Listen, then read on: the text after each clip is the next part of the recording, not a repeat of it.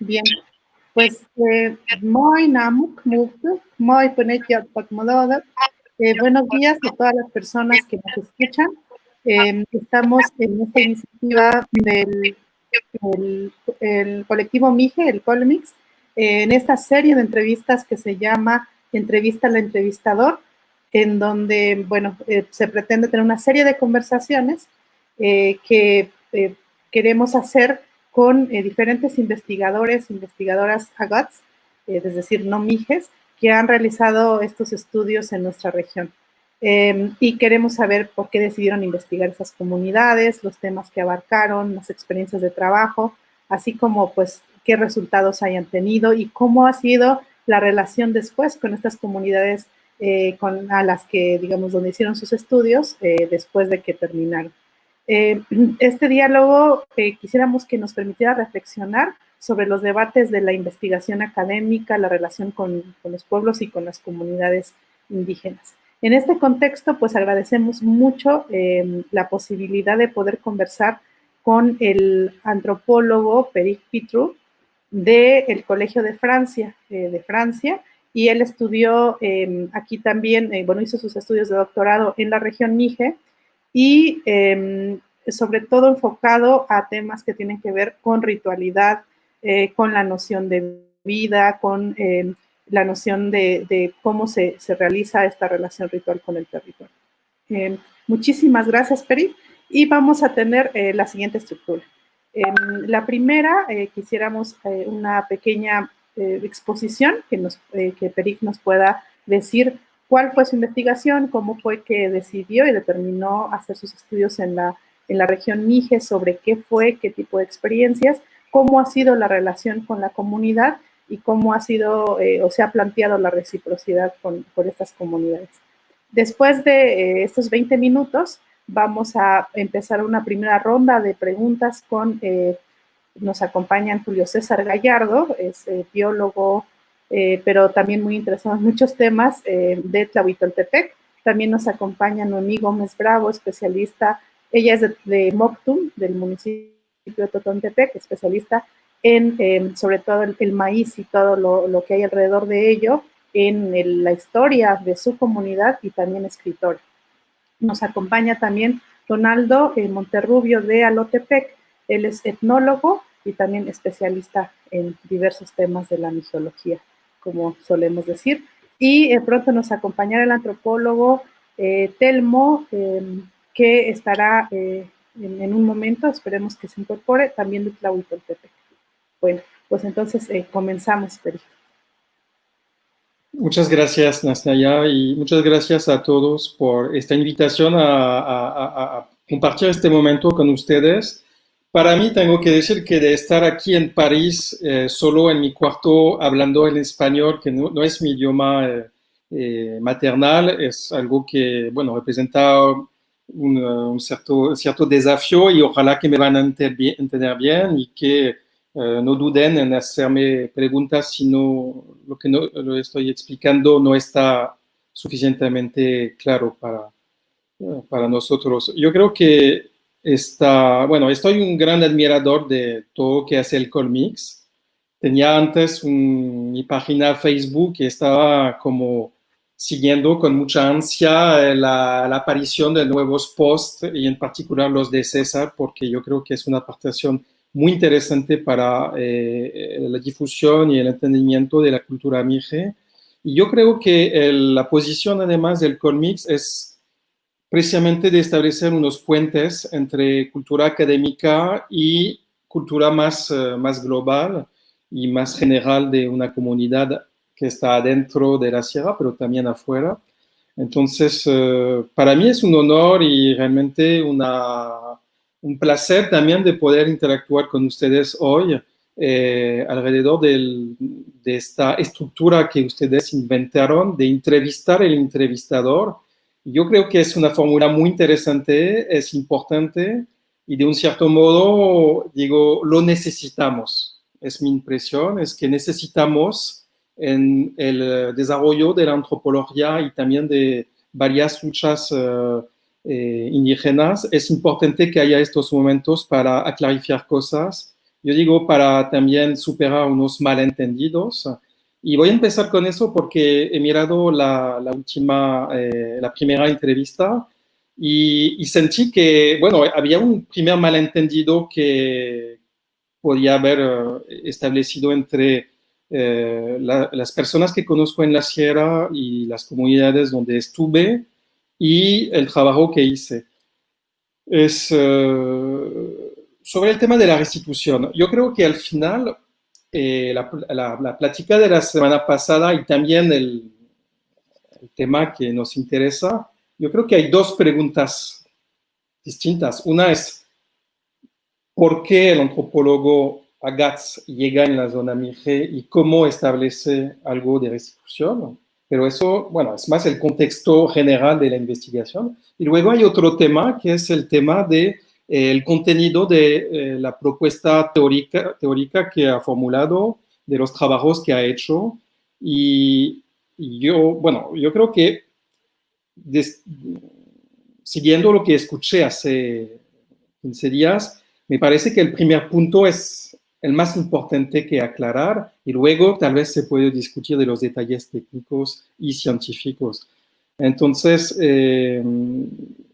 yo veo esta invitación que realmente me alegra y me da un placer intelectual y también personal. Lo veo como un primer paso para seguir intercambiando y dialogando.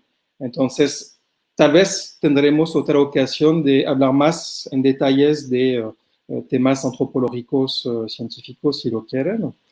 Y también seguí lo que decía Tarjeux al final de la presentación la última vez, cuando dijo que sería interesante, además de poner varios textos a disposición, de grabar una pequeña cápsula de 5 o 10 minutos para explicar de manera muy, sin términos técnicos, qué fue mi investigación hace 15 años cuando empezó. Entonces me comprometo a hacer esta cápsula en julio o agosto para enviar al Colmix.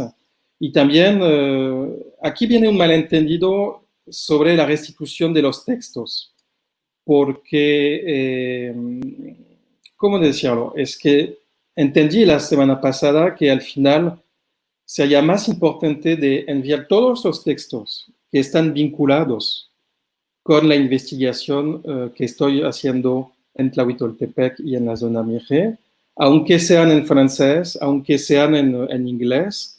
Y mi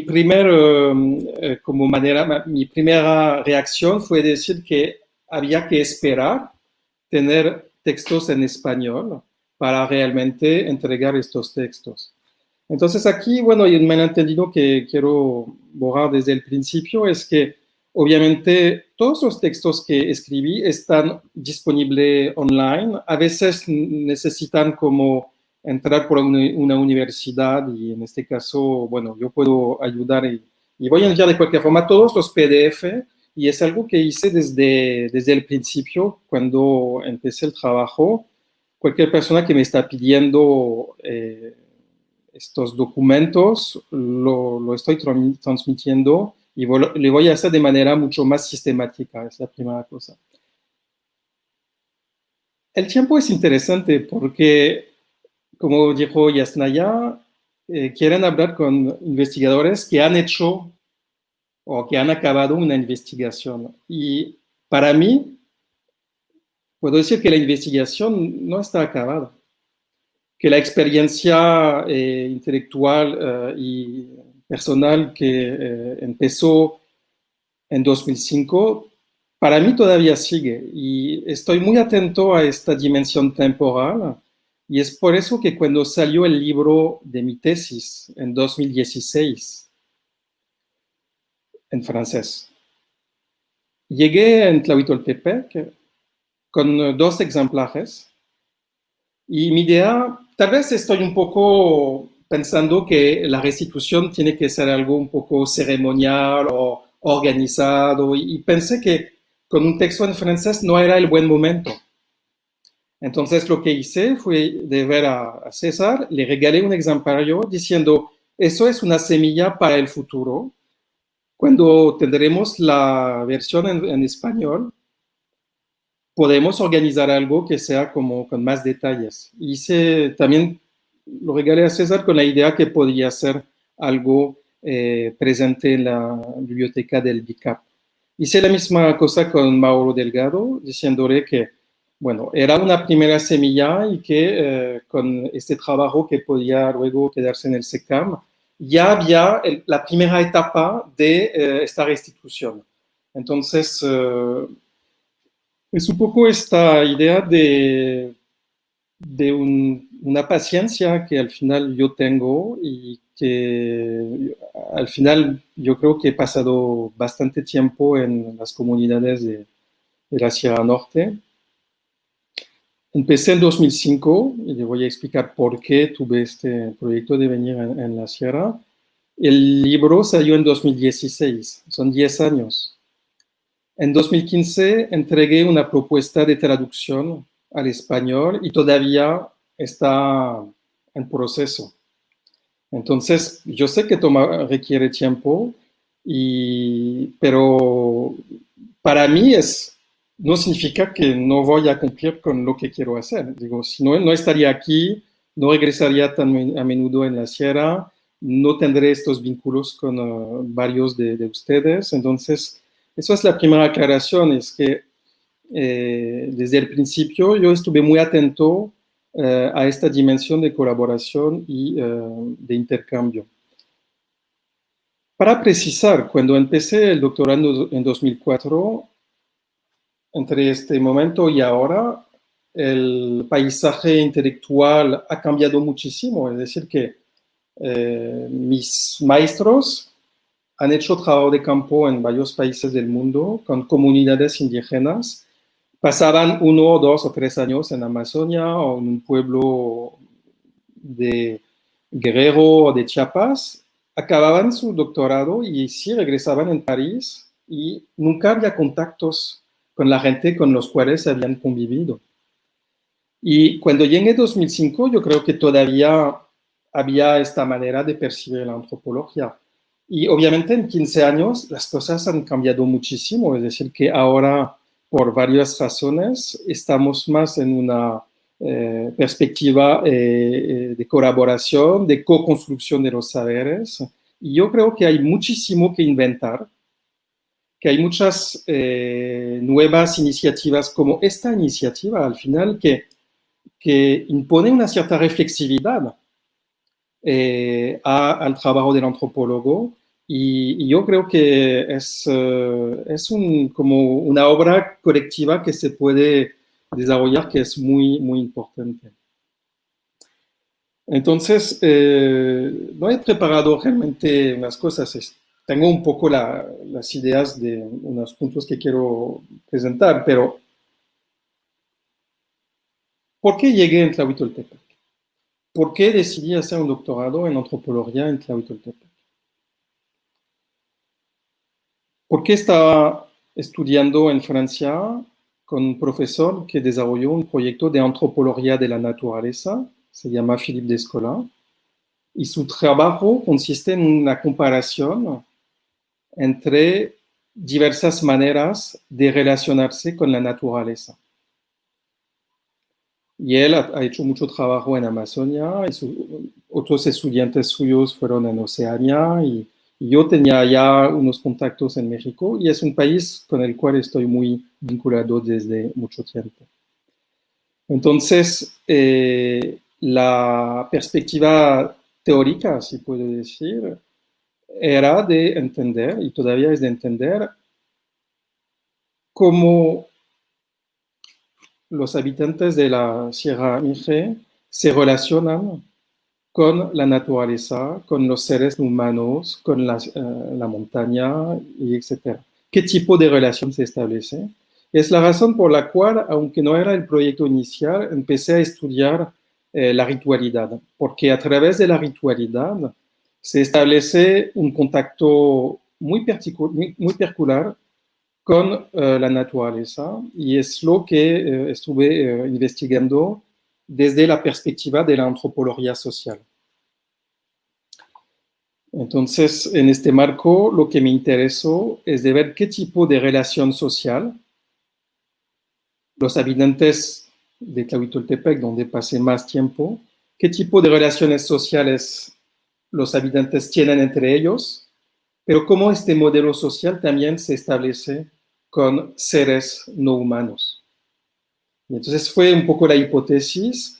Aquí, en este tiempo, colaboré mucho con el maestro Adrián para aprender a transcribir unos rezos rituales, a traducirlos al español y luego a traducirlos al francés. Entonces, tuve un conocimiento, yo no soy lingüista, entonces tuve un conocimiento del idioma que es más de descifrar, de analizar la morfología de unas palabras y nunca fui realmente capaz, aunque podía entender al final de mi creencia, podía entender más o menos de qué se trataba la discusión, nunca fui bilingüe como unos etnolingüistas pueden ser. Entonces, eso fue, el uso que tuve del idioma, que fue de decir, bueno, cuando la gente hace un sacrificio o un depósito ritual, ¿qué dicen? Porque yo creo que aquí es también uno de los enfoques de la antropología, es de poder realmente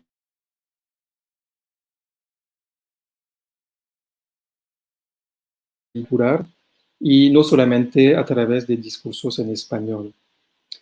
Entonces fue básicamente el trabajo que hice de observar y de ver cómo había una relación entre hechos sociales, como el sistema de cargo, como el intercambio, como la entreayuda y la relación con los seres humanos. Entonces, antes de dar más detalles sobre este tema, quiero retomar el tema de cómo yo desde el principio estuve en una relación de presentar mi trabajo y de tratar de reciprocar hasta donde pude. Llegando primero, yo fui invitado por César Delgado al SECAM.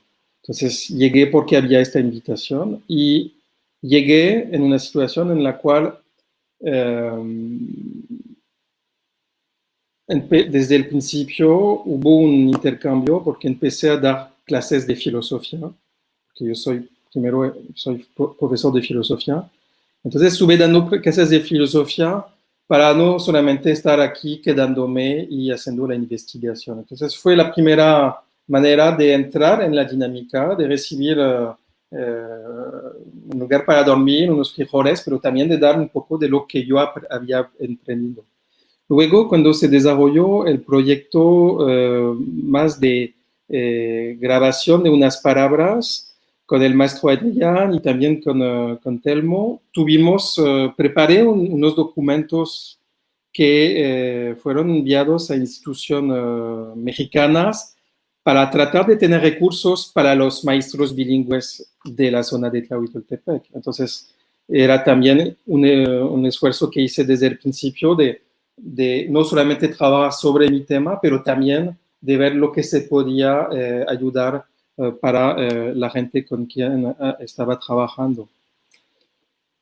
Dejé mis archivos de unas grabaciones,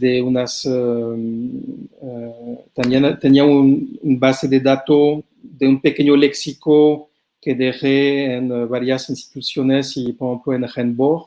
Entonces, es algo que yo traté de hacer desde el principio, con la idea, obviamente, que, bueno, era precisamente un principio de lo que se podía coelaborar en este tiempo. Otra cosa que quiero decir es que, entonces, yo creo que al final los antropólogos y yo incluso han cambiado en los últimos años. Han cambiado su manera de hacer, esta idea que no pueden solamente, como lo hacían antes, ir en un lugar y regresar y no tener ninguna noticia. Y yo creo que han cambiado los antropólogos, AGATS, pero también ha cambiado mucho la dinámica intelectual de los pueblos indígenas, porque hace 30 años, para decirlo así, a veces había un intelectual en cada pueblo que era el maestro bilingüe. Y obviamente tenía un saber muy interesante, muy profundo, pero no había este abanico de saberes que ustedes representan, porque ahora tenemos desde la región Mije, obviamente antropólogos, sociólogos, lingüistas, poetas, activistas, abogados, biólogos, entonces hay todo un abanico de saberes que hace que, bueno, para decir de manera un poco así, para sonreír, ya podemos empezar a disfrutar. Digo, es que ya hay como esta cantidad, esta cualidad de perspectivas entre ustedes con también personas de afuera de la comunidad. Y yo creo que es un momento muy importante para la elaboración. Y claro, la pregunta que podríamos hacer es, bueno, ya que tenemos todos estos intelectuales mijes, bueno, ¿por qué viene una GATS en nuestra región? Es una cuestión que podemos preguntar. Y yo creo que se puede responder de varias maneras, ¿no? Que primero, yo creo que hay que tomar en cuenta una cosa, que la dinámica, la problemática que fue la mía cuando empecé el doctorado, el tema de la ecología, el tema de la desaparición de la biodiversidad, el tema de los riesgos para idiomas indígenas. Todos estos temas son temas que son mundializados ahora. Entonces, espera. ¿Me escuchan? Sí. Entonces, estos temas ecológicos y también de protección cultural son temas que, del punto de vista científico, pero también político, ¿me escuchan? Sí. Son compartidos de un cierto modo, porque en Francia estas preguntas que podemos hacer sobre lo que es la relación con la naturaleza, lo que es la desigualdad, lo que es la explotación del ser humano por el otro, lo que es la desaparición de las técnicas y de los saberes, digo, es un problema que es mundializado. Entonces, eso también es algo que el Occidente, para llamarlo así, está descubriendo desde varios años. Es decir, que esta posición de ser seguro, de conocer el principio y el final de la historia, ya se vaciló. Ya no hay tanta seguridad, ya hay más dudas, ya hay más críticas internas, ¿no? Entonces, eso sería la primera razón de decir que por qué viene alguien de afuera, es que precisamente viene para recibir unas lecciones de otros pueblos, porque hay esta idea que la relación con el medio ambiente es tan importante para el ser humano que tenemos que aprender de todas las sociedades que han establecido, no solamente han establecido una relación con el medio ambiente, pero también está vinculado con esquemas de organización social. Y entonces yo estoy fascinado, para decirlo así, por la fuerza de la organización social, no solamente de los pueblos mijes, pero también del estado de Oaxaca en general. A nivel mundial es una cosa que me fascina, la posibilidad de unas sociedades de tener esta cohesión, de estar en una capacidad de intercambiar de cargos, de interayudarse. Digo, es una estructura que funciona desde siglos y que tiene mucho que enseñar a los demás. Entonces, hace 2 años estaba en Chamula y como saben, en Chamula se paga para entrar en la iglesia, donde hay señoras que hacen unos rezos y unos ritos. Y hay los turistas que llegan así, que pagan para tomar una foto. Entonces, estaba pensando, es horrible porque ya llegan los turistas y están sacando muchas cosas aquí y dañan la cultura. Y de repente pensé que tal vez se debería como revertir la perspectiva diciendo que la cultura es tan fuerte en estas zonas, de la misma manera que la cultura es tan fuerte en la zona Mije, que hay gente que hacen al final un viaje para aprender. El turista no aprende mucho, pero hay algo que le llama la atención, que haya tanta fuerza social. Y para los antropólogos, lo que llama la atención es eso también, esta estructura social, este dinamismo colectivo. Y entonces hay esta idea que es casi un deber para la humanidad de entender cómo funcionan bien estas, y tal vez mal a veces, pero cómo funcionan estas experiencias humanas, ¿no? Entonces, eso es la razón por la cual llegué en la zona Mije. Hubiera podido ser en otros lugares, ¿no? Obviamente, pero hubo varias razones que hicieron que aquí yo sabía que había una experiencia a la vez de relación con la naturaleza, pero también de existencia social y que aquí yo podía aprender algo. Entonces, es un momento que es interesante del punto de vista de las perspectivas. Y nada más para acabar y luego tener otras cosas que decir. Luego, para contestar a una pregunta que yo o ustedes pueden hacer, es ¿por qué no podemos hacer el trabajo de investigador nosotros solo, sin un gringo, sin un francés y sin un chilango? ¿Por qué? Y yo creo que aquí la respuesta sería que de manera profunda las ciencias sociales, también el pensamiento, también la elaboración expresiva, el arte y todo eso, se nutren del intercambio con varias experiencias y también con el cambio de perspectiva. Entonces, yo creo que obviamente una simetría interesante sería que más personas viniendo de África o de pueblos amerindios vinieran a hacer investigación en Francia.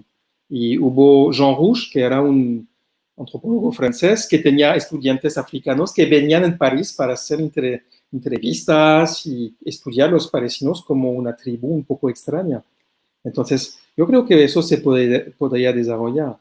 Pero lo que quiero subrayar antes de darle la palabra es esta idea que nos construimos a través de este intercambio de perspectivas, de dialogar con los demás que tenemos, incluso, digo, la perspectiva de todos estos intelectuales y artistas mijes que la nueva generación que está muy presente, es en el diálogo que tienen desde perspectivas disciplinarias distintas, desde comunidades distintas, que nace más ideas y más perspectivas sobre el mundo.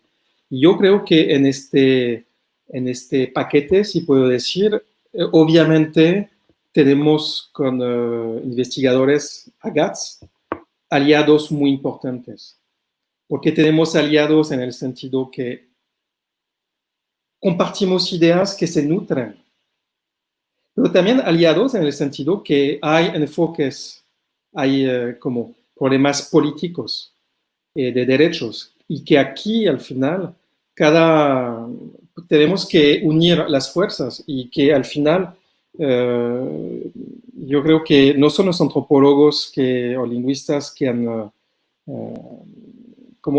provocado en el imperio, en la colonización, una primera reflexividad. Entonces, yo creo que es a través de esta colaboración entre varios intelectuales que tenemos una posibilidad de intercambiar y de encontrar ideas. Eso es una primera cosa. Ya tengo otras ideas, pero les doy la palabra. Bien, muchas gracias, Peric. Lamentamos que el tiempo sea tan corto. Nos hubiera gustado mucho escuchar sobre los resultados de tu investigación. Pero bueno, espero que ahorita en las preguntas puedas salir como de qué fue lo que investigaste y qué fue lo que viste y concluiste. Bien, vamos a empezar la primera ronda de preguntas y después volveríamos contigo para las respuestas. Vamos a empezar en el orden en el que se encuentran en mi pantalla. Entonces, empezaríamos con Julio César Gallardo. Él es biólogo de la comunidad de Santa María Tlahuitoltepec. Hola, buenos días.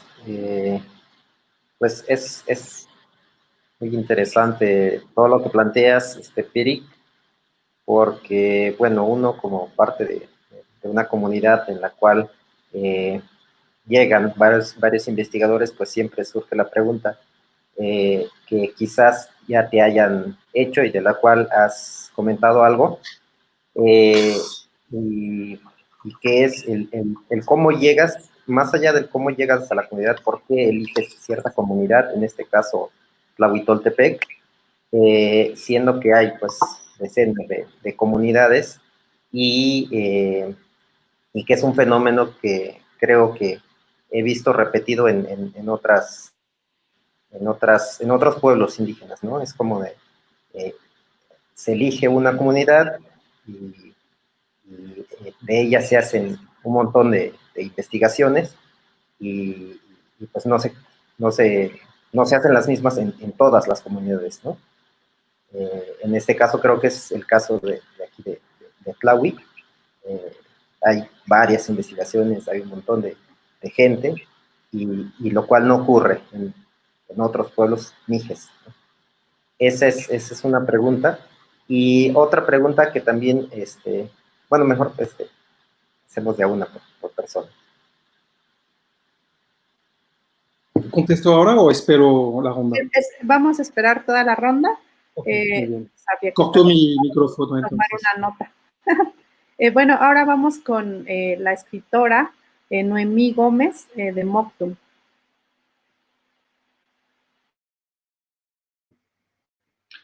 Muy bien, muy buenos días, gracias, y también quiero dar las gracias aquí a la familia Hernández aquí en Totontepec, a Ray y a Dul, por abrirnos su puerta, su casa, para poder transmitir en Totontepec, Villa de Morelos, del pueblo Mije. Peri, pues se me hace muy interesante tu trabajo y me llaman dos, me hace mucho ruido. ¿Qué te lleva a Tlahui a investigar precisamente sobre los rituales y la adivinación en Tlahui? Y como dice César, ¿por qué en otras comunidades? ¿Por qué esos dos temas? Y otro que va relacionado a estas dos investigaciones que me llamó mucho la atención es también sobre el creador de la vida. ¿Por qué? Porque esos dos temas agarras como un tema de investigación, de trabajo de campo en Tlahuitoltepec. Esa sería mi pregunta. Muchísimas gracias, Mami. Ahora doy la palabra a Telmo Jiménez. Él ya se incorporó por fortuna. Él es antropólogo de la comunidad de Tlahuitoltepec. Adelante. Gracias, Yas. Buenas tardes. Hola, Perú. Qué gusto verte después de mucho tiempo.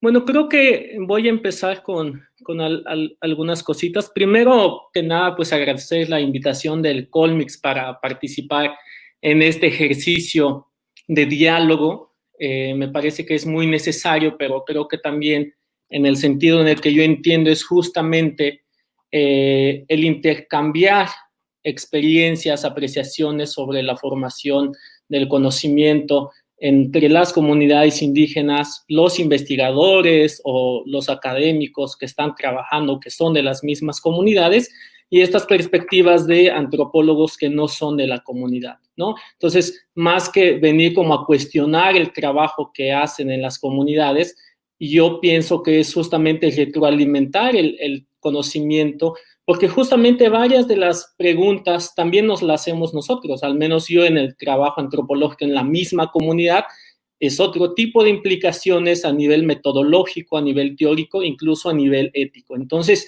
el permitir este diálogo nos ayuda a entender cómo vamos construyendo estas miradas desde la vida, bueno, en este caso de la vida ritual, pero también en otros tipos de temas como pueden ser los sistemas políticos, etcétera. Entonces, este diálogo creo que ayuda mucho para entender cómo vamos construyendo, cómo vamos reflexionando y qué vamos aportando desde nuestras posiciones, de nuestras posturas teóricas, incluso personales. Entonces, en ese sentido, tengo como dos preguntas.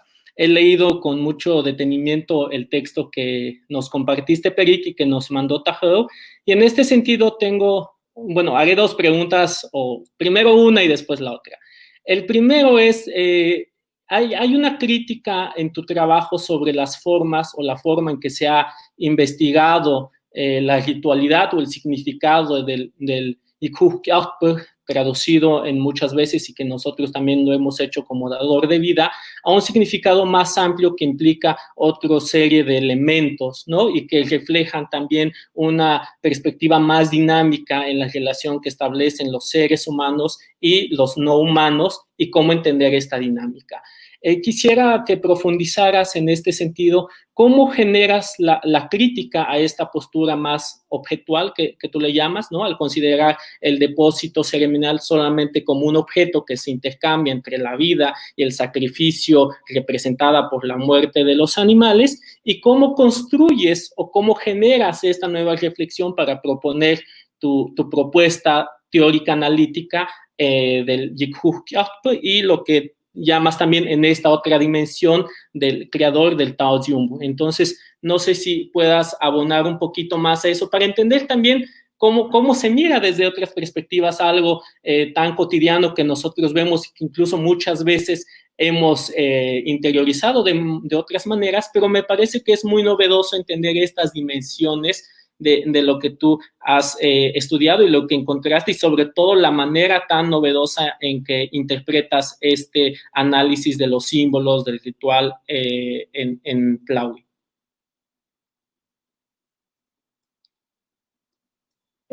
Muchas gracias, Telmo. También ahora vamos a escuchar a Donaldo Monterrubio, es etnólogo de la comunidad de Alotepec. Hola a todos, buenas tardes, maestro Peric. Pues igual, después de leer los textos que usted hizo en Tlahuitoltepec, se me hace muy interesantes en el sentido de todo este análisis sociológico y filosófico que hace de la ritualidad, de la cosmovisión Ayuk, principalmente de Tlahuitoltepec, ¿no? Y todos los esquemas, ¿no? que plantea, las interpretaciones que hace sobre esto, lo cual considero es difícil al no conocer la lengua y al no haber estado inmerso mucho tiempo en la cultura, ¿no? Mi pregunta va en el sentido de que para mí es un tema muy polémico, la cuestión de la religiosidad, la ritualidad, la cosmovisión. Un poco haciendo el análisis de toda la bibliografía que se ha hecho sobre los pueblos mijes, sobre la gente que ha escrito, tanto historiadores, antropólogos como viajeros. La mayoría considera a los mijes como gente arcaica, gente que vive en un ambiente pues ya arcaico, pues viven en un estado de superstición, ¿no? Que la mayoría de las descripciones son en este sentido, como diciendo, bueno, los mijes están muy atiborrados, están muy inmersos en esta religiosidad y necesitamos sacarlos de ese estado en el que están, ¿no? Entonces, cuando se hacen este tipo de análisis como el de usted, habría que preguntarle al investigador, ya no dentro de su investidura como antropólogo, ¿qué piensa al respecto? Pues, ¿qué interpretación tiene al respecto? Porque el trabajo, pues sí, es analítico, es descriptivo, es filosófico, pero ¿qué hay detrás de todo esto? ¿Cuál es esa realidad que podríamos hablar sobre la ritualidad, sobre la cosmovisión, sobre la religiosidad que al final permea hasta la actualidad en la vida mije, ¿no? En la vida comunitaria. Casi todas las actividades pues están enfocadas hacia, tiene que ver con lo religioso. Usted mismo lo plantea en la parte política, a nivel familiar, todo está permeado y se concentra en el ritual, ¿no? Entonces, ¿qué piensa al respecto? Pues, ¿cómo ve usted esta ritualidad, esta religiosidad, mije? Lo cual, pues, no lo encuentro en su texto y sí me gustaría que usted nos compartiera. Gracias. Muchas gracias. Y bueno, con esta serie de preguntas tan contrastantes, diversas e interesantes, pasamos a pues, algunas respuestas, reflexiones de Peric sobre esto. Ok, muchas gracias. ¿Me escuchan bien? Muchas gracias por todas estas preguntas que son excelentes y de un cierto modo me va a permitir a la vez explicar cuál fue la metodología y también cuáles fueron los resultados. Entonces voy a empezar con la pregunta de Julio, es ¿por qué Tlahui? Entonces, bueno, le voy a decir que para empezar, bueno, fue una invitación y yo creo que si hay tantos antropólogos o investigadores que llegan aquí, es que muy a menudo están invitados. Entonces, hay un efecto que hace que la comunidad misma estaba llamando por razones que se podía discutir, pero había esta manera de conectarse con personas de afuera. Pero lo que es importante en mi trayectoria, y va a contestar a tu segunda pregunta, o a la pregunta de Noemi, es que cuando llegué tenía un tema de investigación que era el nahualismo, porque había leído muchos textos sobre eso, y entonces quería investigar sobre eso, y no sabía bien si me iba a quedar en la Sierra Mije o tal vez en otra parte de Oaxaca. Estaba un poco buscando, ¿no?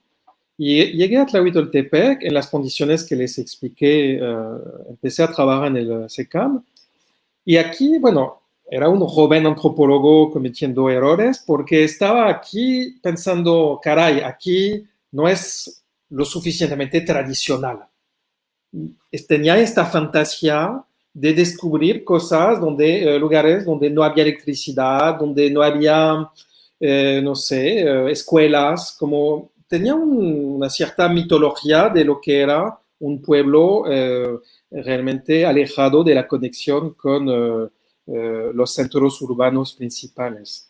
Y entonces empecé durante varias semanas y varios meses a viajar en la zona Mije, buscando un poco, entre comillas, lo que sería lo más tradicional. Era mi fantasía y obviamente era un error, porque al final lo que cuenta no es precisamente, no existe lo tradicional. Lo que existe es una comunidad que está haciendo una mezcla de temporalidad, que está mezclando, bueno, varias fuentes de cultura, de referencia, y entonces descubrí en mi aprendizaje de etnólogo, porque también me lo había dicho unos maestros, profesores míos en París, me habían dicho, tienes que estar atento a lo que hace la gente y lo que es importante por la gente.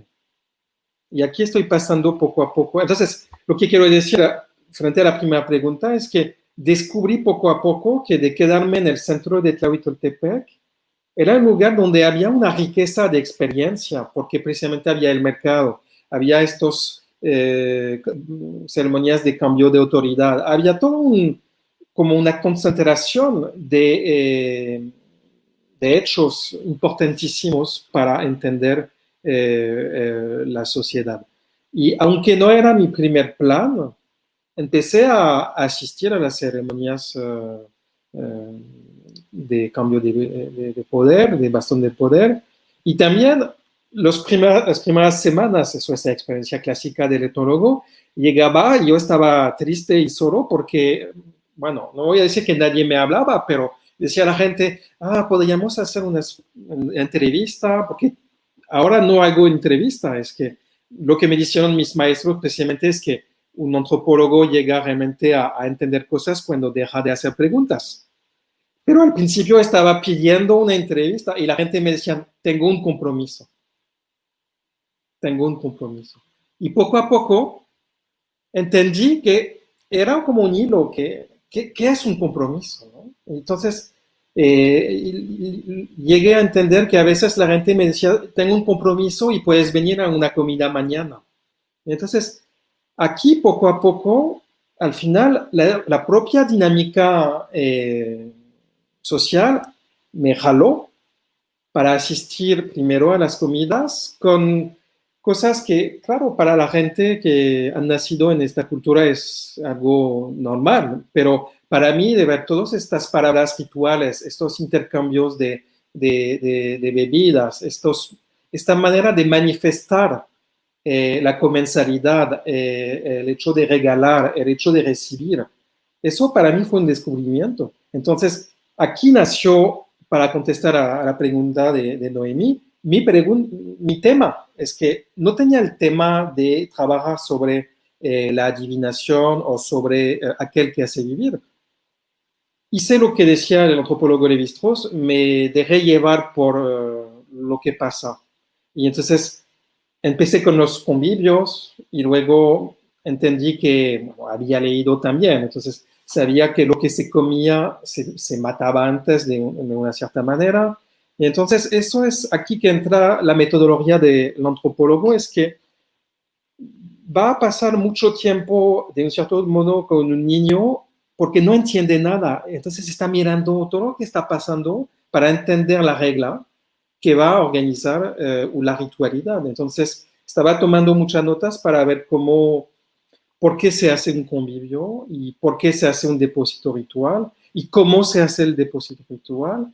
Y entonces empecé a decir, bueno, ¿y quién va a prescribir el depósito ritual? ¿Por qué hay una prescripción? Entonces, aquí son como una encadenación de preguntas que hacen que empecé a asistir luego a unos momentos donde se pide ayuda arriba del cero y aquí grabé muchos rezos y apareció en los rezos la figura del dador de vida, de aquel que hace vivir, ¿no?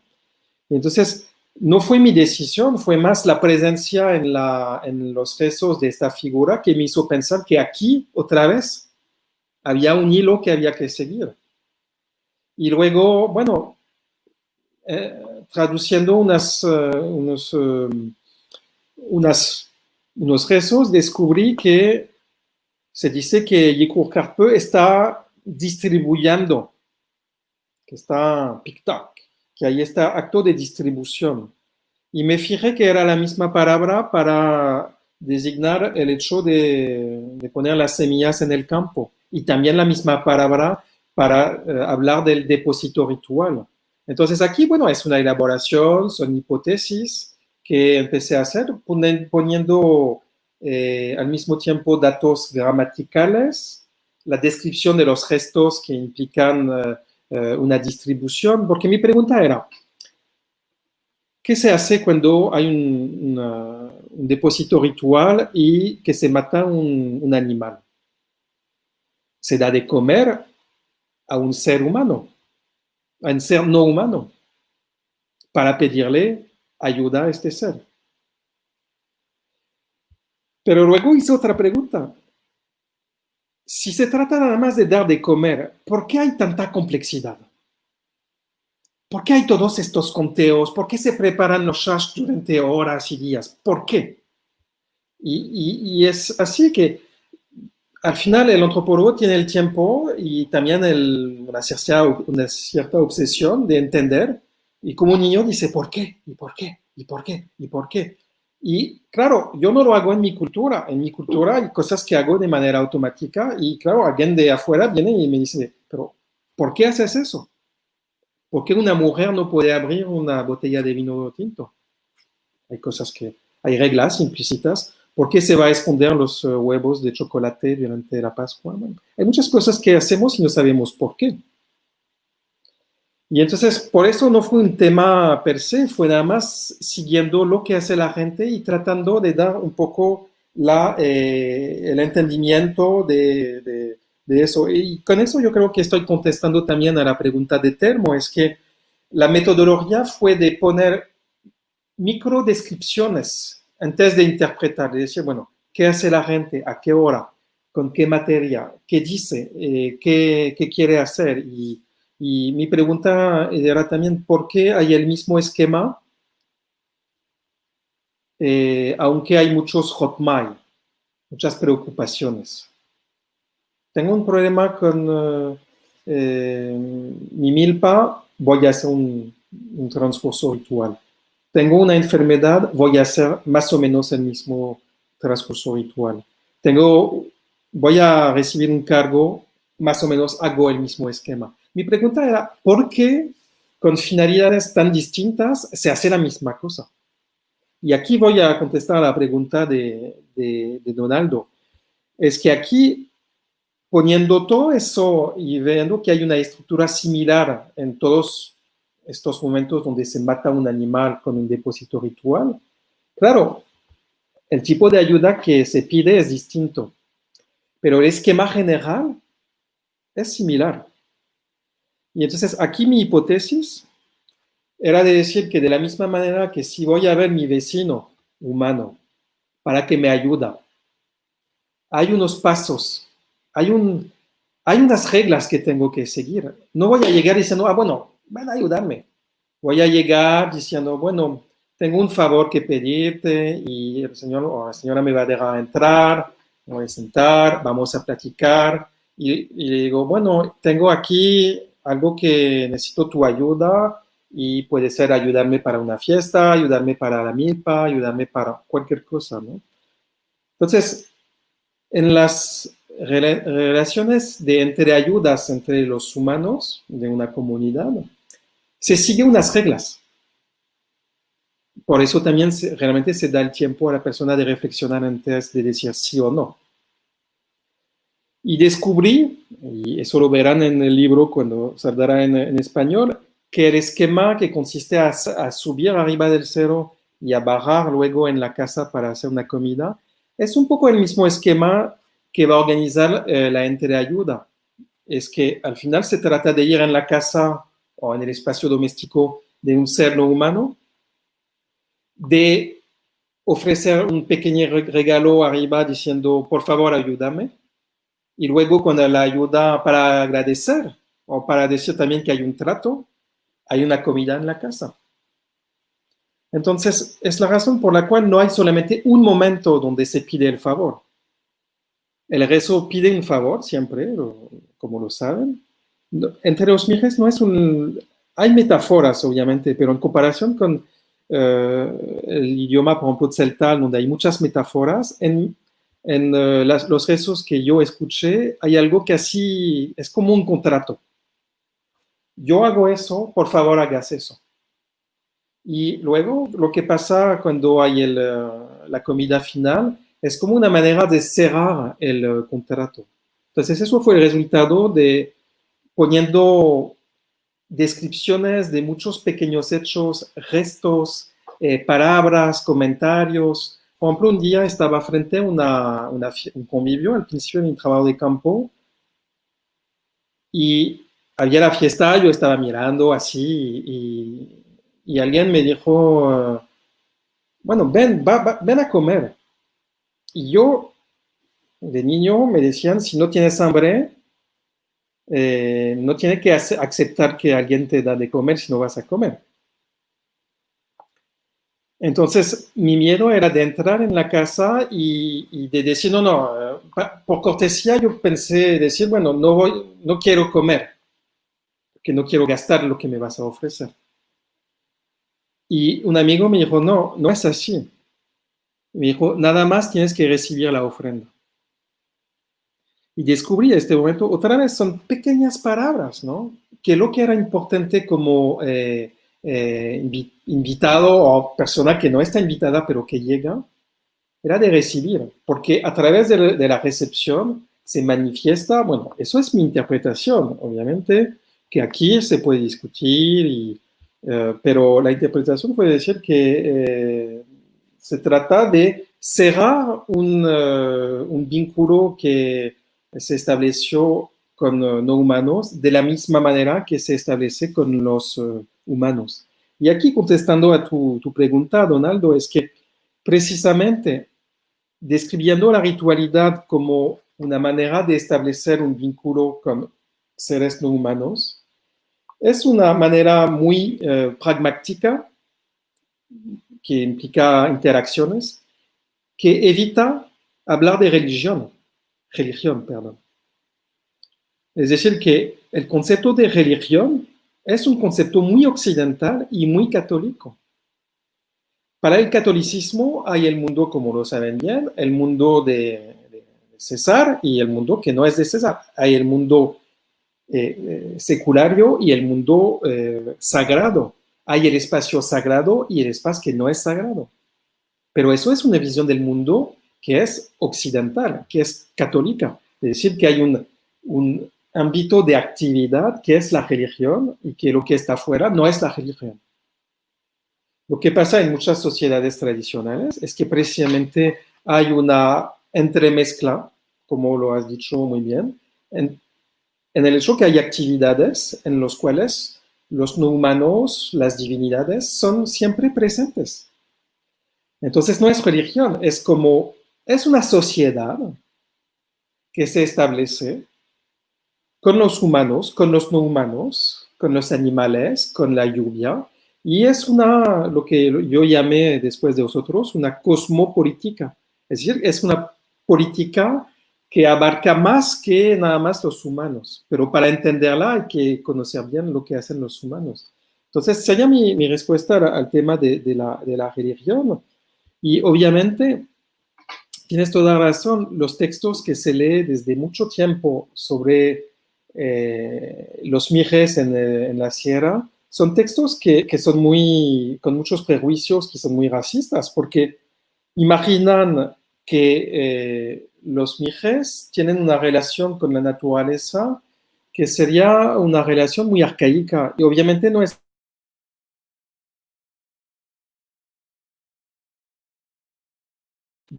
entre los seres de la naturaleza y los seres humanos, y que un punto de vista de alguien que viene de la ciudad va a decir, bueno, aquí es difícil de vivir porque hay lluvia, pero para alguien que ha vivido es su mundo, entonces es una visión muy de afuera de pensar que el ámbito natural es muy, muy, muy difícil.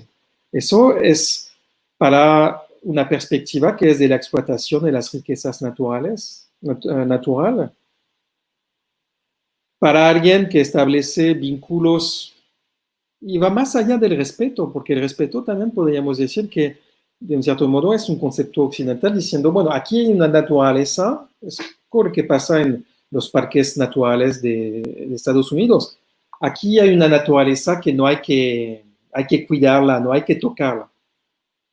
Pero con las poblaciones indígenas no es eso que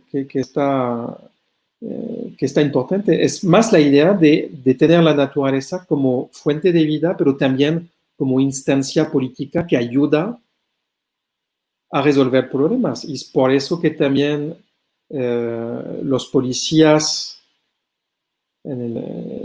tienen estos ritos específicos para resolver problemas de tensión a través de... Entonces la naturaleza cumple un papel que no es solamente así para caminar, es que es un ser que produce la vida, pero también que permite arreglar unos problemas. Entonces, allá más o menos las preguntas. Jean, me pueden decir si no he contestado a todas, pero... Bien, pues muchas gracias, Peric. Vamos a retomar algunas del público y también vamos a después hacer ya los comentarios o preguntas finales de las personas que están aquí con nosotros. Bueno, dentro de las preguntas del público dice, señalar al maestro bilingüe como el intelectual del pueblo no forma parte de esa visión externa que solo valida lo que comprende, y supongo que eso también se aplica a validarnos a nosotros desde afuera como profesionistas mijes, ¿no? También Carmen nos pregunta, hola, Quisiera preguntarle a Perik, ¿qué aprendiste de los mijes y de tu estancia con ellos? Que ahora lo aplicas en tu trabajo académico o práctico. A eso, bueno, quería también agregar dos preguntas. Una es que al estar estudiando discurso ritual, como lingüista a mí me parece imprescindible, porque si ya para quienes hablamos mije el discurso ritual es muy complejo, ¿qué piensas sobre hacerlo desde el español y luego pasarlo a francés? A mí me parece un salto demasiado grande. La otra es en las relaciones, es decir, en cuanto al trabajo antropológico, esta tradición de exotizar otro tipo de tradiciones religiosas, esto puede parecer pues muy novedoso hacia afuera, ¿no? Pero hacia adentro, pues para nosotros es muy común o muy obvio o muy evidente o está ahí.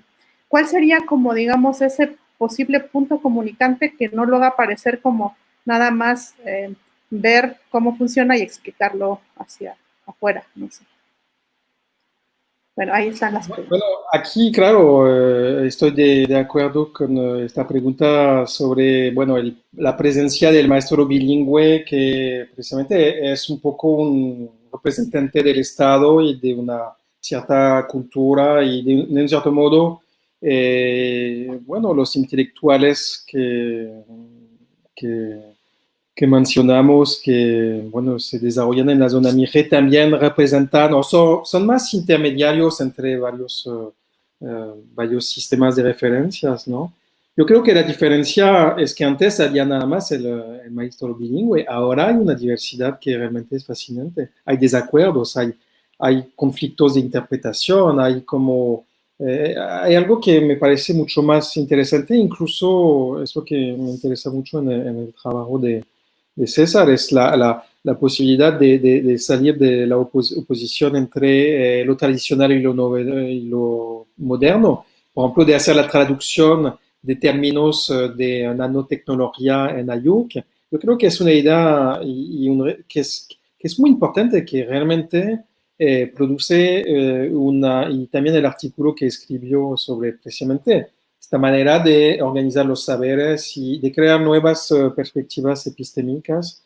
Yo creo que hay muchísimas cosas que inventar, tanto al nivel de los conceptos, de las metodologías, que al nivel de las posiciones, digo, políticas y de luchas colectivas. Porque en Francia ahora estamos en una situación donde hay muchos lugares donde hay tierras que son ocupadas para defender una relación nueva con el medio ambiente, pero también siempre eso no se trata solamente de retornar a una técnica agrícola, por ejemplo.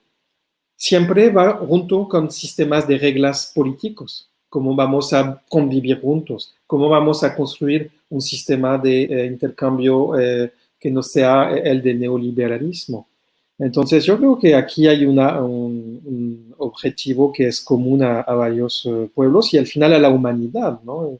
Es un poco de esta manera que yo lo imagino, ¿no? Entonces, para contestar a la pregunta de Carmen, para mí lo que, digo, al final la duda personal, intelectual que tengo con los mijes es enorme, porque yo creo que no paso un día sin pensar, pero eso es casi el nivel emotivo y de recuerdos, pero casi no hay un día donde no pienso en Tlaui, porque yo he vivido más de 2 años en la sierra, obviamente tengo 47 años, no es tanto, ¿no? Pero me hizo pensar mucho, por ejemplo, ahora estoy desarrollando, y otro día podría profundizar eso, un proyecto de antropología de la vida que tiene como base una lección que recibí de los mijes, que es decir que para entender lo que es la vida, no hay que fiarse solamente a la biología. Yo sé que es una pregunta que hubo la semana pasada.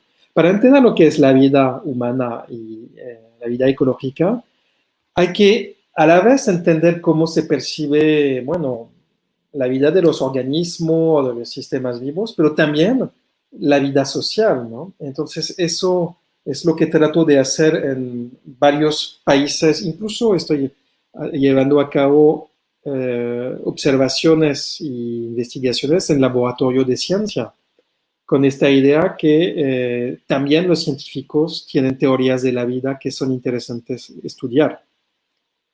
Entonces, eso lo aprendí. Y también hay otra cosa, aquí es más personal, pero bueno, de reflexionar de nuevo hace poco, yo lo quiero mencionar porque yo creo que puede ser eco a unas preguntas que tenemos. Es que la situación de extinción o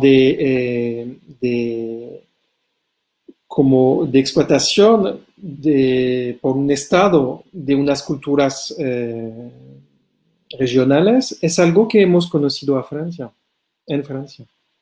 Digo, el Estado francés, que es uno de los más centralizados del mundo seguramente, con buenos efectos, obviamente, pero a un momento dijo, por ejemplo, que había un idioma que era el idioma francés. Y eso fue una decisión constitucional. Pero no solamente es una decisión que es así en los textos, es que eso implica que, por ejemplo, al final muchas familias, pero lo hemos puesto al lado porque consideramos que no es realmente nuestra historia. Pero, por ejemplo, en mi familia, mi abuela hablaba un idioma que podríamos decir indígena, que es el bretón. Hablaba el bretón antes de hablar el francés. Y mi mamá vino luego en París y entiende el bretón, y lo habla también, pero nunca me lo enseñó. Entonces, lo que me enseñó también la experiencia con los mijes es que yo que nací en la ciudad de París, al final tomé conciencia que hay unas palabras que todavía transitan de esta cultura y que, bueno, al final hay una cultura que fue, porque a los niños que hablaban el bretón hace 100 o hace 50 años, los maestros les regañaban. Entonces, es una historia que se pasó en muchos lugares, incluso en Francia, donde poca gente va a ser muy consciente de eso. Entonces, yo creo que también eso me hizo concientizar sobre no solamente el tema de la naturaleza, pero también de lo que es la cultura, para decirlo así. No sé si contesta las preguntas. Les agradezco a todos por sus comentarios. Y claro, tenemos el proyecto de hacer una presentación en el BICAP. Bueno, el año pasado teníamos eso planificado y la próxima vez que puedo lo haré con mucho gusto. Y ahora yo creo que, digo, esta entrevista me parece un momento realmente muy importante y ojalá que pueda seguir por internet o en la sierra. O también es otro punto que quería decir, es que no solamente cambió los antropólogos, es que también cambiaron los pueblos indígenas, pero eso tiene un efecto que es muy interesante de analizar. Es que hay muchos mijes que llegan a París. Bueno, muchos. Hay mijes que llegan en París. Hace 30 años nunca hubiera pasado, de manera muy excepcional. Entonces, para mí fue un compromiso también, porque yo integré varios valores, ¿no? Cada vez que hay un mije que me escribe que viene a París, yo estoy echando la mano cuando puedo, sabe que en mi casa puede quedarse, sabe que, bueno, vamos a comer y a compartir y a convivir, y con mucho gusto le voy a enseñar el mundo que es el mío. Y así, cuando llegó hace casi 10 años, Mauro Cucci, el músico, se quedó en mi casa, le ayudé a encontrar un departamento, bueno, fue un poco, realmente lo guié en el camino allá. De manera más breve, el pintor Gilberto también se quedó en mi casa, tenemos buenos momentos aquí. Y para mí es muy importante porque no solamente el placer de poder, bueno, dar lo que recibí, es también que estos amigos pudieron ver donde yo vivía. Por ejemplo, en el tiempo que Cucci venía, yo vivía en un lugar en París de 23 metros cuadrados. Entonces, bueno, pero nos acomodamos, yo estaba con mi chica en una cama, le acomodé un lugar para quedarse, pero también era una manera de ver lo que hay del otro lado del Atlántico, que al final, bueno, los antropólogos son bien jodidos y que las ciencias sociales no son el lugar donde aquí se hace mucho dinero. Entonces, yo creo que es importante también que haya esta percepción de, y no es por nada que la gente que vino en París o la gente que están aquí frente a la pantalla tiene algo en común. Y yo creo que tenemos algo en común, aparte de la preocupación por la ecología, la cultura, la extinción de las lenguas y el peligro de extinción. Yo creo que de manera subjetiva, somos muy inquietos. Tenemos este afán de buscar con palabras, con figuras, con música, con observación, y tenemos este afán de entender mejor el mundo y también de compartir cosas con los demás. Y yo creo que eso va más allá de unas diferencias lingüísticas, y que hay, por eso para mí la antropología es precisamente la ciencia del ser humano, y con la idea que se compara algo que es en común. Y yo creo que no es solamente la base biológica del ser humano que está en común, es también la capacidad de elaborar culturas muy complejas con una relación con el ambiente que en cada sociedad es muy original, y también unas reglas de vida en común.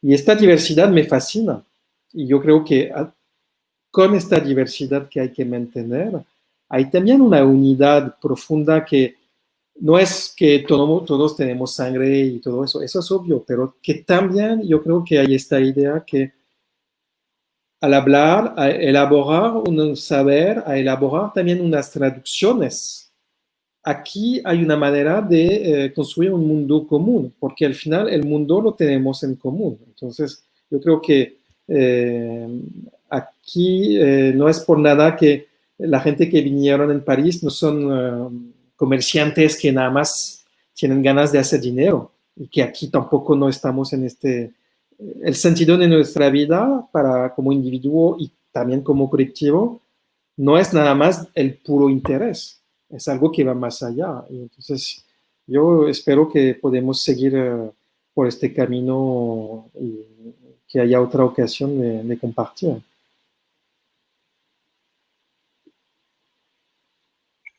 Muchas gracias, Peric. Vamos a seguir con comentarios finales de todas las personas, comentarios y preguntas finales, reflexiones un poquito más, tal vez más amplias o más extendidas.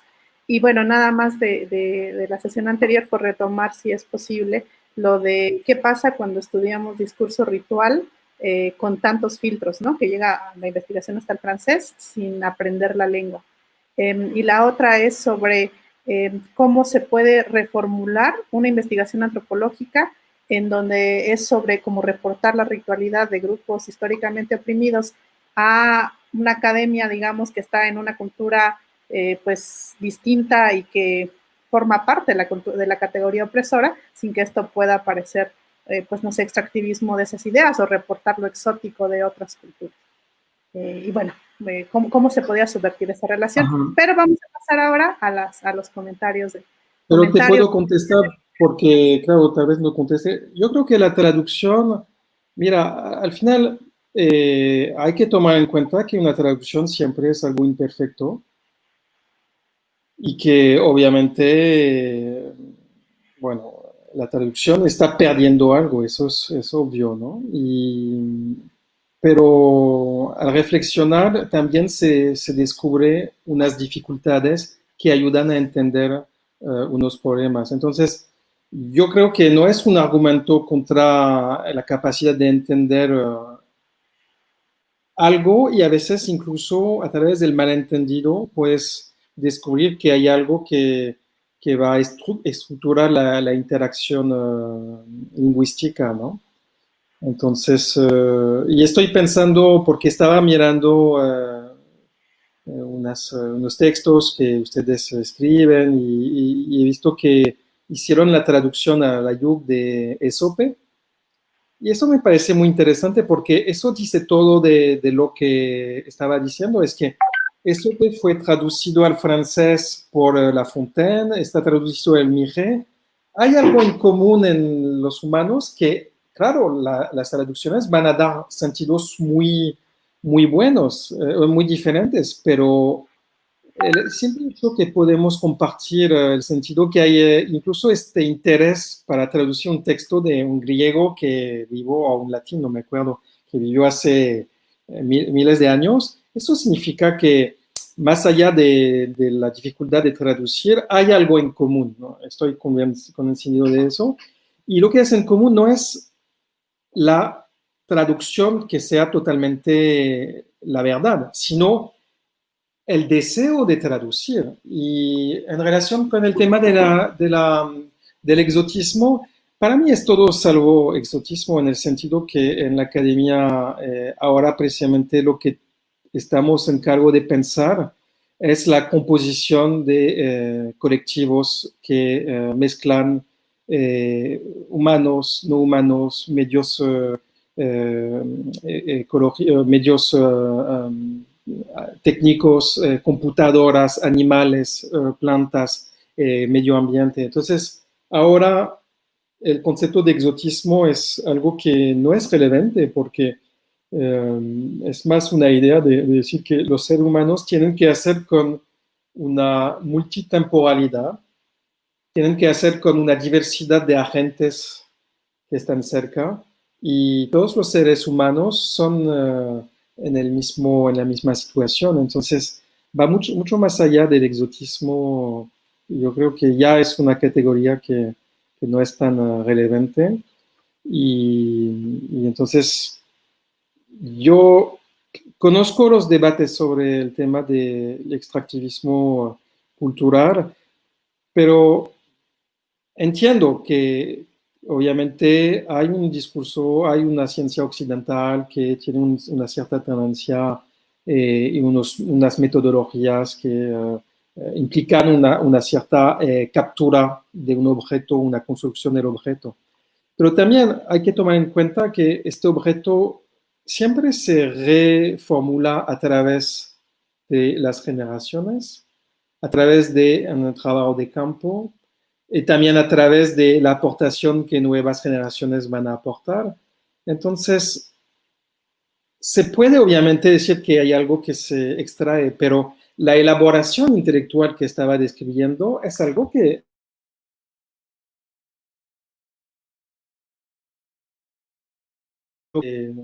fueron tal vez con muy poca colaboración. Lo que dejan al final es algo que todavía está circulando entre nosotros. El tipo que viene para sacar el oro en la sierra, aquí sí hay un extractivismo. Digo, aquí se saca algo y no se recupera.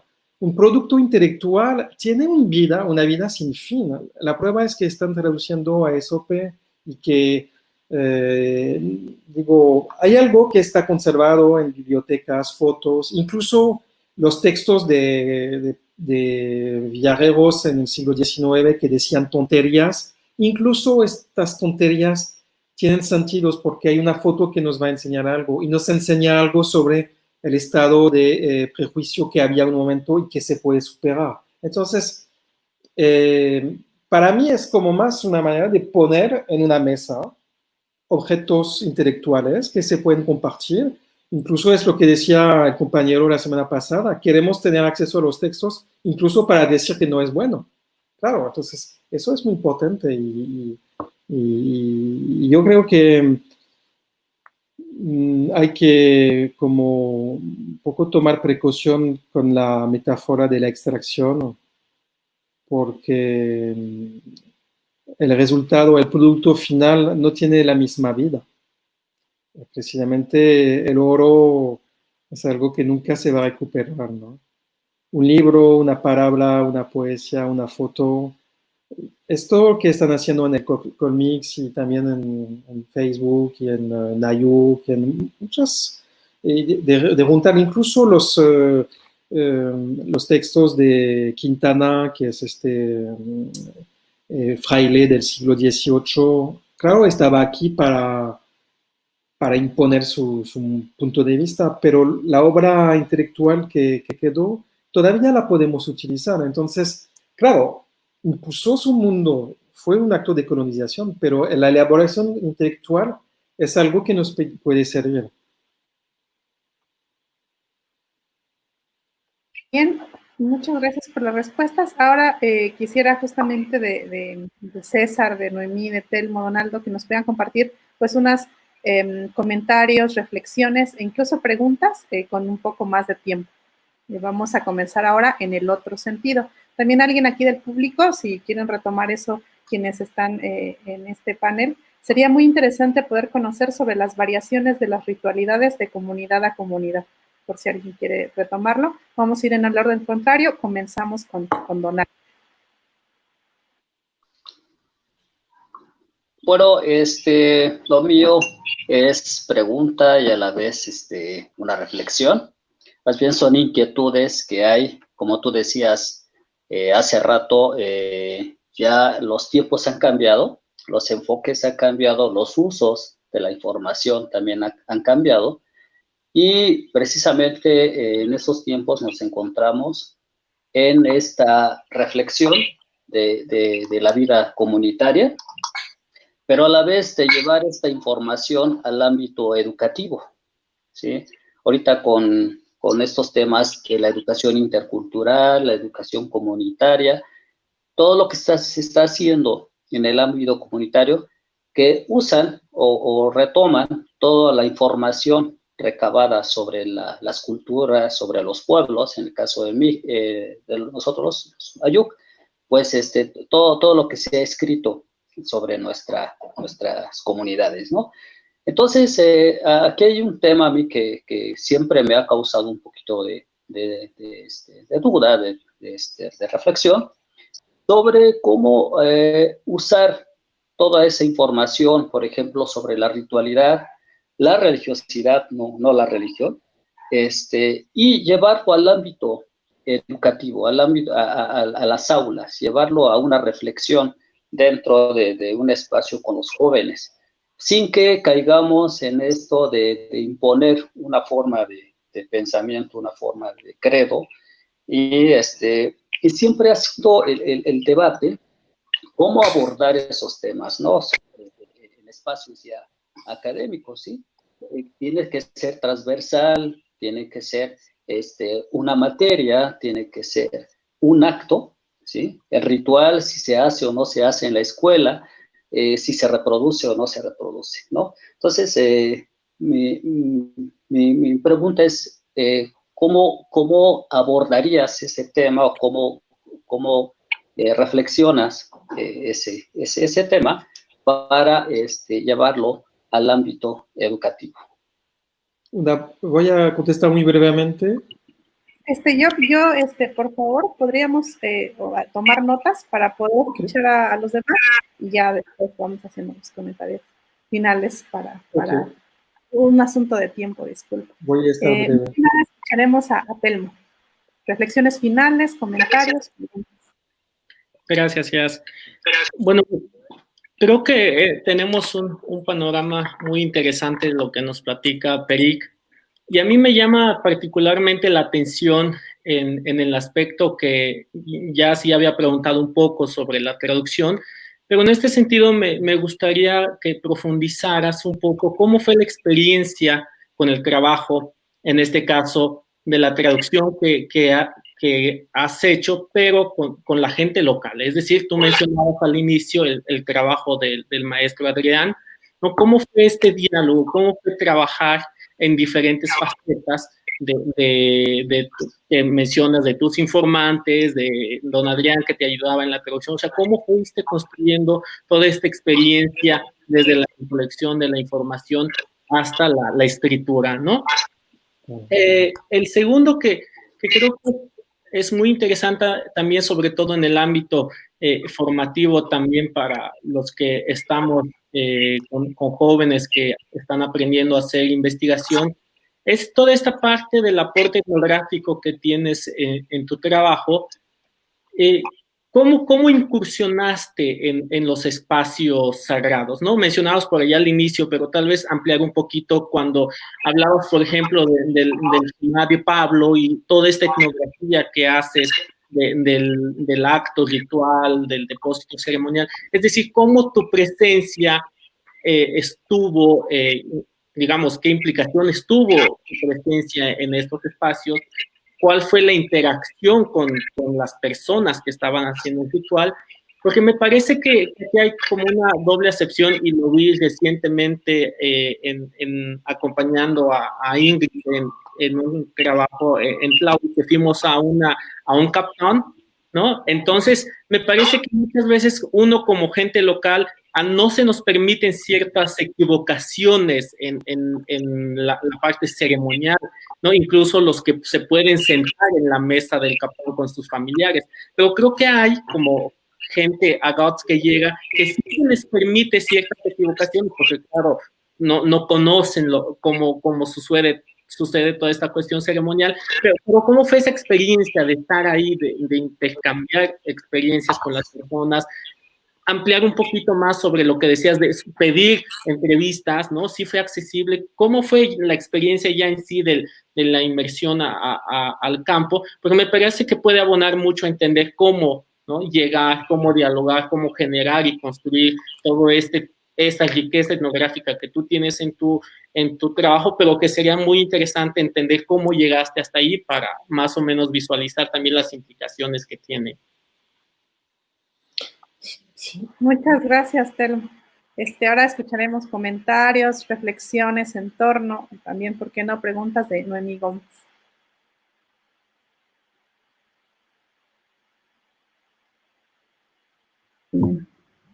Muy bien. Para mí tu trabajo, Peri, de manera personal se me hace como un espejo para mirarme qué estoy haciendo, qué me preocupa, qué estoy haciendo a un lado, qué hay que profundizar más en la transcripción y la transcreación de la filosofía Ayuk. Por ejemplo, hay un dato que encuentro aquí en una traducción, que es la traducción sería el Kutun, o en mi variante que es Kutun, para la otra variante del Kutay, porque él así es, muy inventor, así es, ¿no? A mí se me hace muy corto la transcripción, porque es de la cabeza, es de los sesos, donde sale el genio del inventor, el creador de la vida. Entonces, para mí es más la filosofía Ayuk. Ahora, hay otro referente que encontré con el Kutay.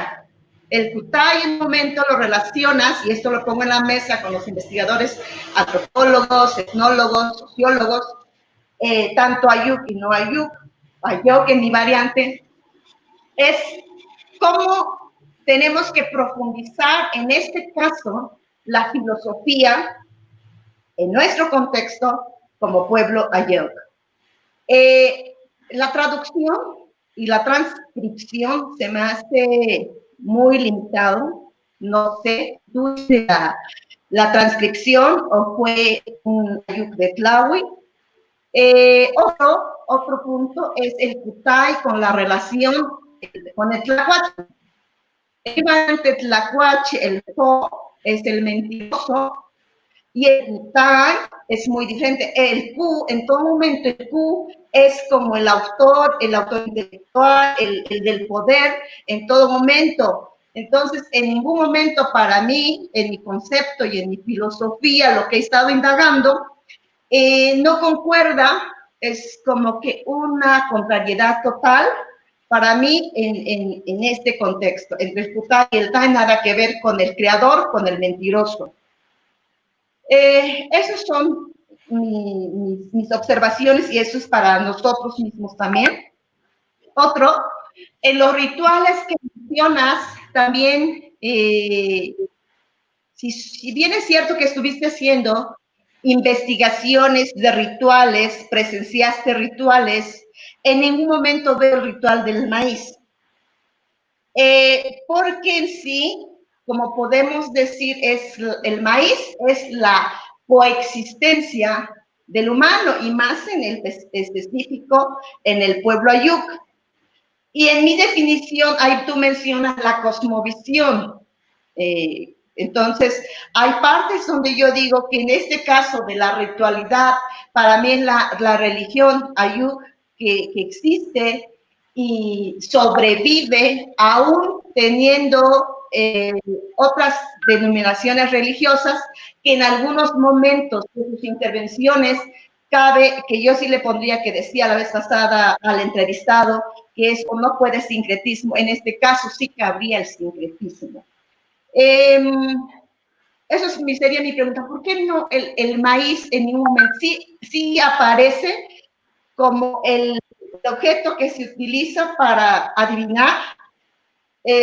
Otro que participa en los rituales de la harina, el shach, por ejemplo, que es muy, podemos decir, muy destacante en Tama, en Ayutla, en Tlautepec, pero aquí siento que el maíz tiene una muy breve participación dentro de tu estudio. ¿Por qué? Esa es mi pregunta.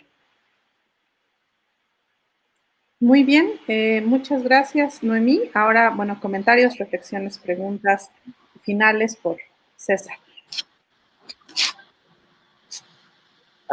Pues mi comentario final, o lo que me deja pensando esta conversación, es algo de lo que ya mencionó Donaldo, y me deja pensando un poco en las características que deben tener las investigaciones, no solo como la que hizo Pierrick, sino como pues, muchas más, para que justo contribuyan al reforzamiento de lo ayuk, como menciona Remy.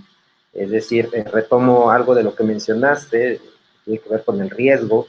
Creo que la parte de la ritualidad es una de las cosas que también pueden considerarse que están en riesgo en nuestras comunidades, no solo por la parte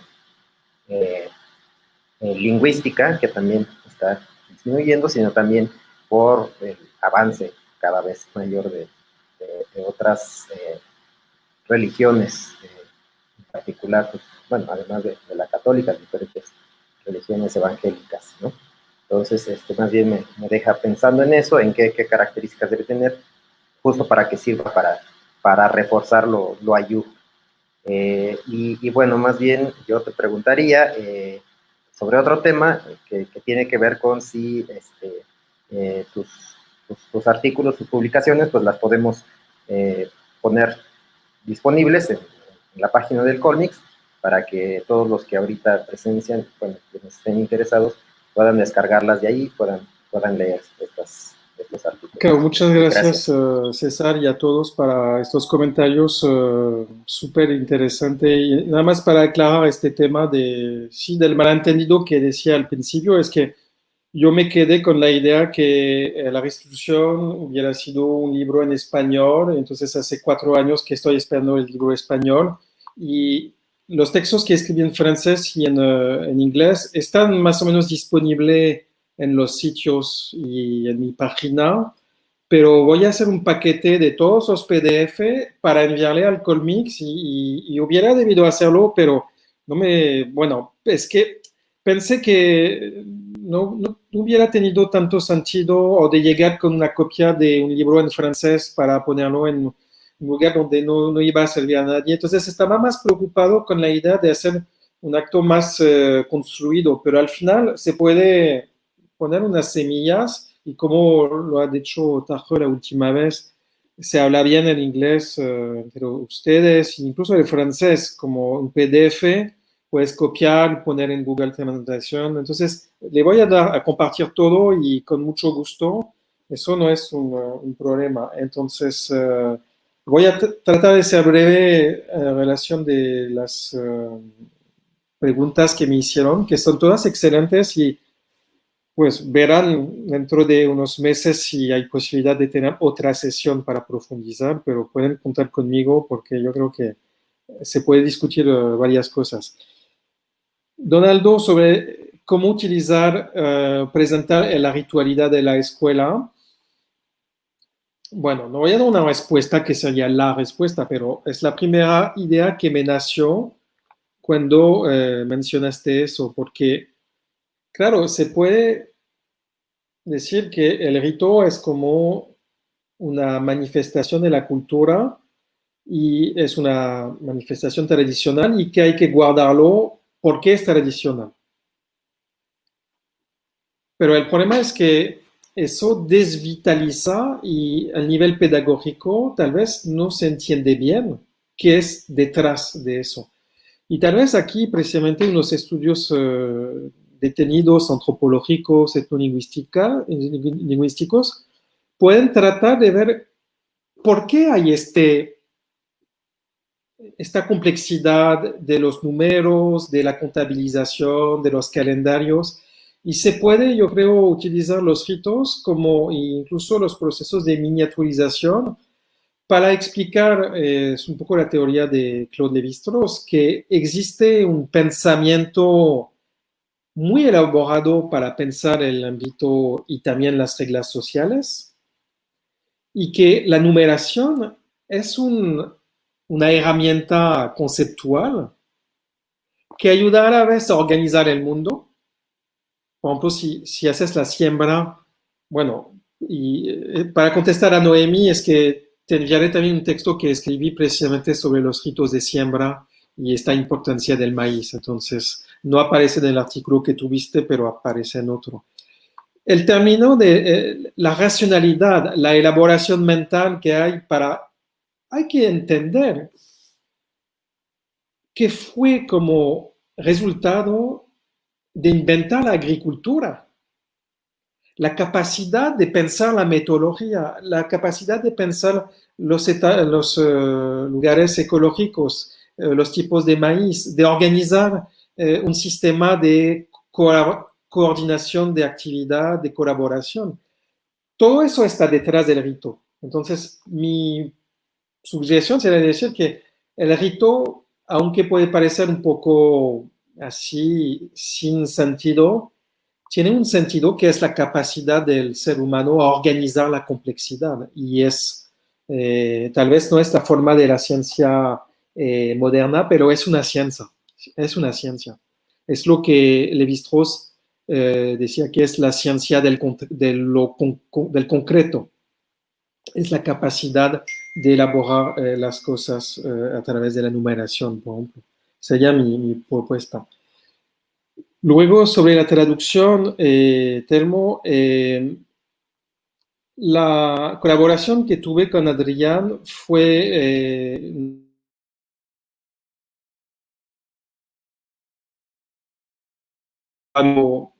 los principios básicos de la morfología y de la gramática, fue de hacer la traducción palabra por palabra para entender el sentido, y también había mucha discusión sobre el sentido de cada palabra.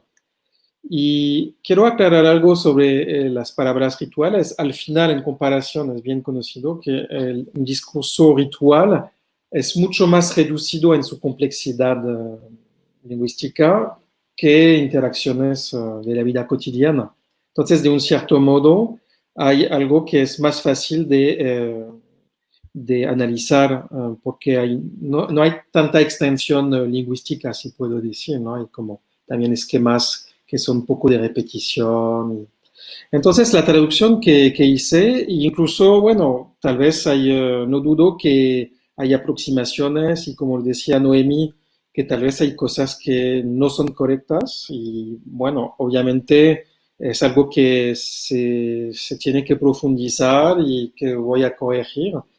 Pero el trabajo que hicimos era realmente de estudiar los dos muchísimo los textos y hemos escrito un artículo juntos. Digo, fue también mi afán de ver cómo se podía escribir un artículo juntos. Entonces, en el término de la restitución, yo descubrí documentos en idioma ayuk en el archivo de Oaxaca y hicimos un artículo para una revista que Michael Swarton tenía que publicar sobre un documento del siglo XVIII y hemos compartido nuestro análisis los dos. Entonces, hemos llevado, obviamente me hubiera gustado llevar mucho más en esta capacidad de colaborar, pero hay este producto que está entre el mano de Michael y no sé si se va a publicar, tal vez se podía publicar en el Colmix, porque si el texto está así como sin ser conocido, entonces era parte de esta idea de realmente tratar de ver cómo se podía difundir las cosas que yo encontraba, dejaba una copia como también con Yasnaya, cuando llegué en 2011 con documentos que dejé a la biblioteca de Oaxaca sobre las grabaciones de Quintana. Entonces también mi idea era de iniciar lo que hubiera podido ser una colaboración. Entonces estos documentos están allí y están para el público y para los MIGES, ¿no? Y sobre el papel en los ritos es muy interesante porque yo tengo una regla y no es la misma que yo creo unos colegas de varias instituciones francesas o mexicanas que a veces llegan y hacen entrevistas muy rápidamente y se van de la comunidad. Yo me quedé mucho tiempo con una regla de conducta que era nunca entraba en una casa sin ser invitado. Nunca entraba en un lugar sin ser invitado. Y entonces, como empecé a describirlo, la gente me puso en unos lugares con lo que describías bien. Claro, viene alguien que no está de la comunidad, a veces se encuentra en un lugar que es un poco atípico.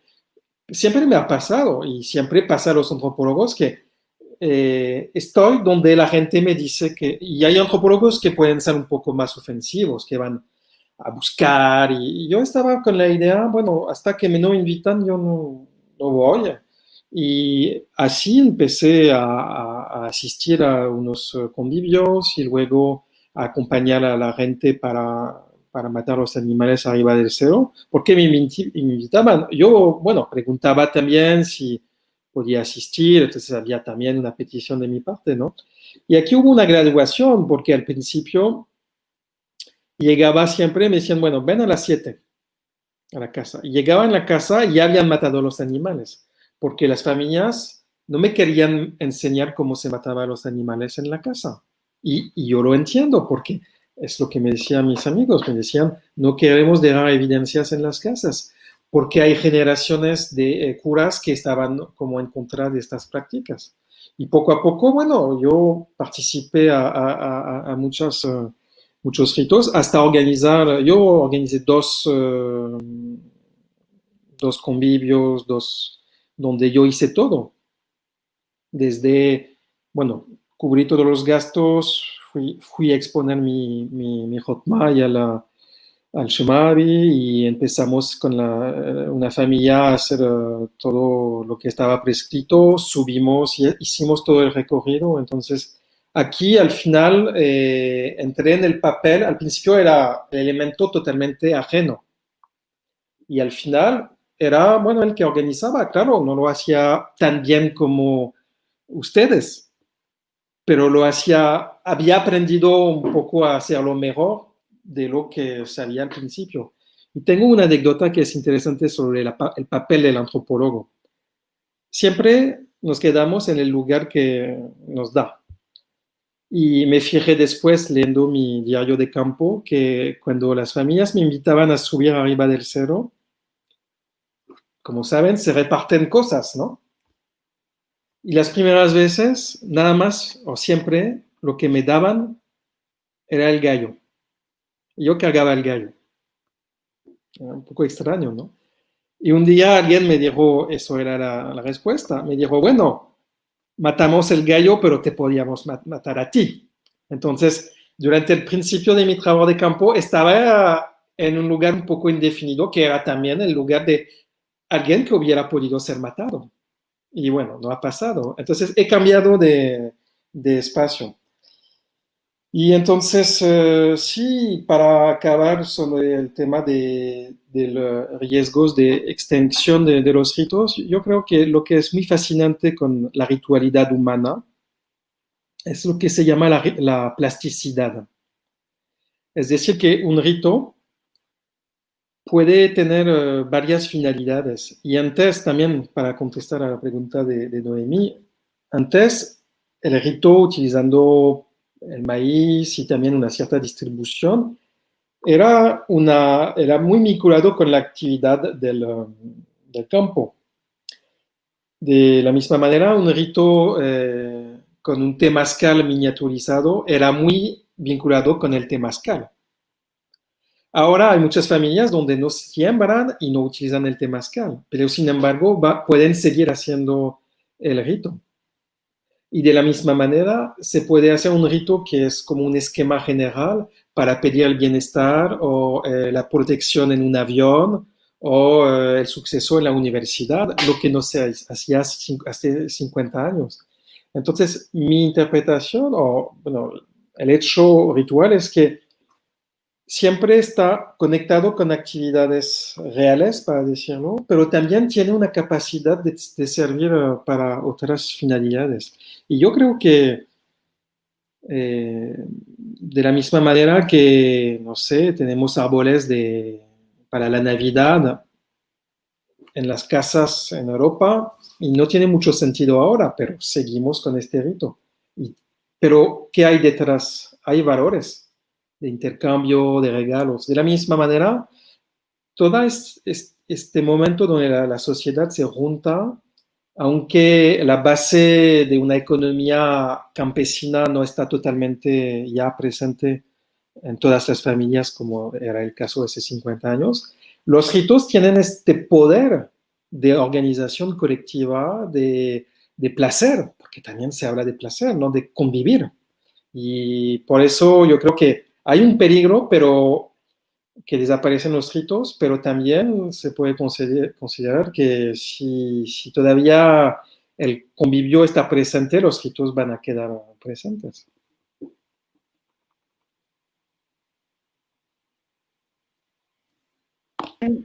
Bien, pues muchísimas gracias, Peric, muchísimas gracias a César, a Noemí, a Telmo, a Donaldo, en este interesante ejercicio sobre pues, hablar de ritualidad y de estos temas que Peric pues ha estudiado.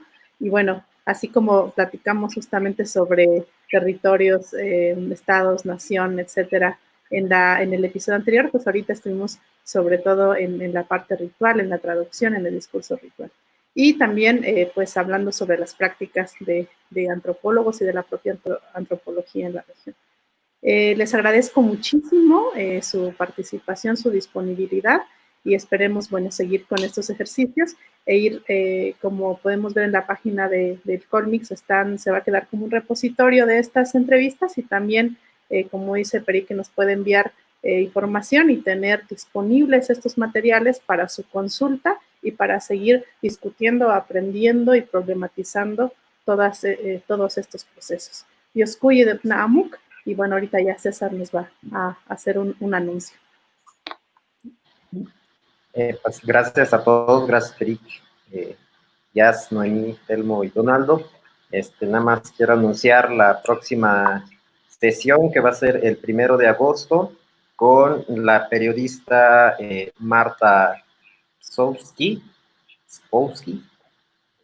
Va a ser un poco diferente porque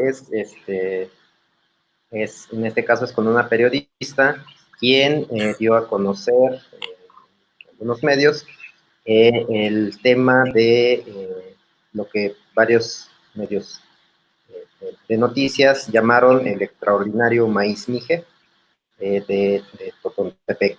Entonces es una entrevista, una conversación con ella sobre este tema y sobre pues todo lo que sucedió alrededor de este asunto, sobre producción de maíz, lo que representa, biopediatría. No se entiende nada. Perdón. Si me oyen, estoy compartiendo que el 1 de agosto tendremos la siguiente entrevista con Marta Skowski, que hablará sobre la noticia del maíz mije de Totontepec. Entonces pondremos el cartel en las redes sociales y pues allá nos vemos en 15 días. Estaré. Y le quiero agradecer a todos, fue realmente un placer de verlos, de ver los amigos que conocía y otras personas que ya encontré hoy, y ojalá que tengamos próximamente otra ocasión, que sea en Oaxaca o en la Sierra, o así, o aquí por internet. Le voy a entregar entonces los textos que dije, y cualquier persona que me quiere escribir, yo siempre contesto. Digo, eso es una cosa que... Entonces, que para mí el vínculo está muy presente, y es una historia, si puedo decir, a largo plazo. Entonces, para mí es un momento que precisamente pone este vínculo aún más estrecho entre la Sierra Mije, ustedes y la vida que yo tengo. Entonces, ojalá que podamos seguir por este camino y seguir compartiendo experiencias.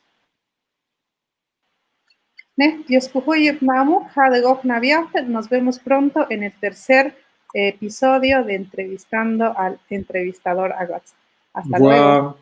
Au revoir. Adiós.